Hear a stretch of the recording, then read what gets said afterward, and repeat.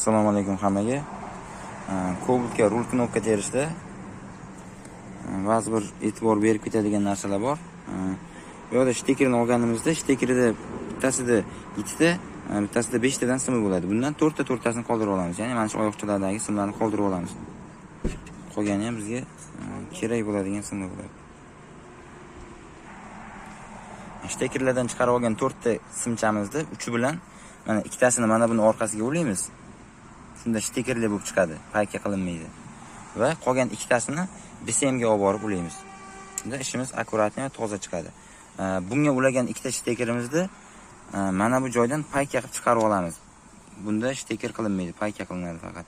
Mana shu joydan payka qilib chiqarib oladigan bo'lsak, bizga bu yoqdan kirgan simimiz bu yoqdan shleyf orqali chiqib keladi. Bundan tashqari ko'pchilik mana bu knopkasiga signal qo'ydiradi.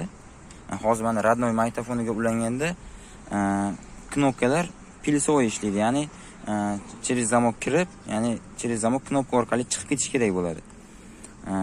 Signal bo'lsa minusoy ishlaydi. Shuning uchun mana bu knopkani minusoy qilish uchun mana minusni olib kelib knopkani bitta oyog'iga beramiz. O'sha oyog'i boshqa joyga ta'sir qilmasligi uchun uni kesib qo'yamiz, uzib qo'yamiz. Va ikkinchi oyoqchasi mana bu teshikcha orqali orqasiga o'tib ketgan, mana bu yerga chiqadi. Va buni orqali ham mana massa chiqib ketadi bu simga. Va mana nimaga plataga ta'sir qilmasligi uchun mana bu joydan kesib platadan ajratib qo'yamiz va knopkani o'zi ishlaydigan bo'ladi. Shunda knopkani bosganimizda bundan kelib turgan doimiy minusimiz signalni ishlatib beradi. Demak, shtekerlarni simlarini to'g'rilab oldik. Mana bitta simimiz knopkani bosganimizda signalga minus chiqish uchun taxlandi. Bu yerda yashil simimiz doimiy minus, sariq simimiz zajiganiyadan keladigan plus. Ya'ni bu ikkalasiga plus minus tok berilganda svetlari yonadi ikkalasida ham. Ikkalasida ham xuddi shu sariq yashil simlarimiz, bittasi yashilimiz minus, sarig'imiz zajiganiyaga ulab ketsak bo'ladi.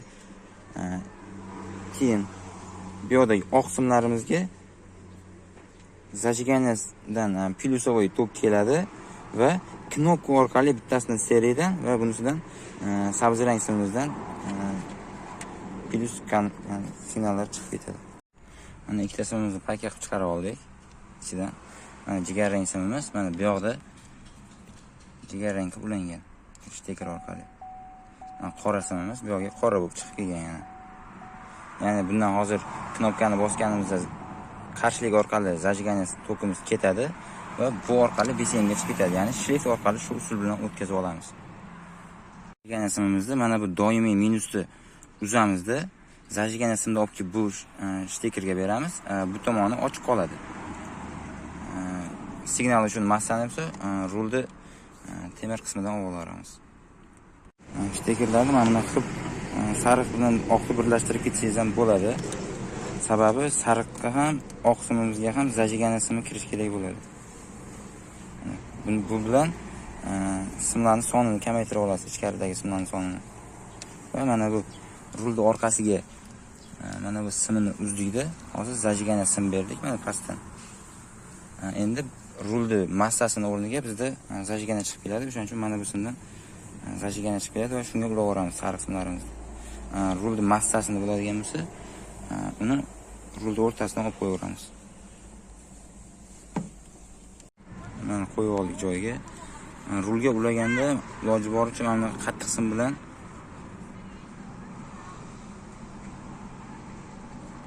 ulab olindi hammasi.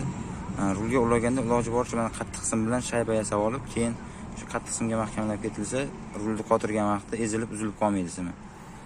Mana bitta simimiz chiquvchi, BSMga chiqib ketuvchi va bundan BSMga chiqib ketuvchi mana ikkita simga qoldi. Bu ikkalasini hozir joy-joyga ulaymiz va bu ikkalasini olib borib BSMga olib borib ulab qo'yamiz. Mana BSMdan ko'k shtekerni chiqarganda mana ikkita bo'sh oyoqcha turibdi. Tashqi tomondagisi magnitofonniki, ichkari tomondagisi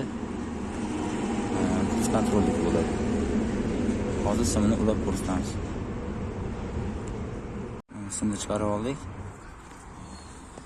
Jigar rang simimizni magnitofon tarafga va fiolet simimizni kruz kontrol tomonga ulab olamiz.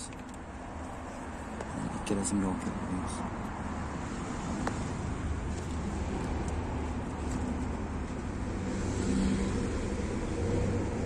Ishimizning natijasi. Bu knopkalarni o'rnatib berdik. Mana knopkaga signalni qo'yib berdik. Zamokni ochganimizda mana chiroqlar yonadigan bo'lib, chiroyli bo'lib qoldi. Programma yozish va ishlatib ko'rish qoldi xolos. Kimga shunaqa xizmatlar kerak bo'lsa, bemalol direktdan yozsalaring qilib beramiz.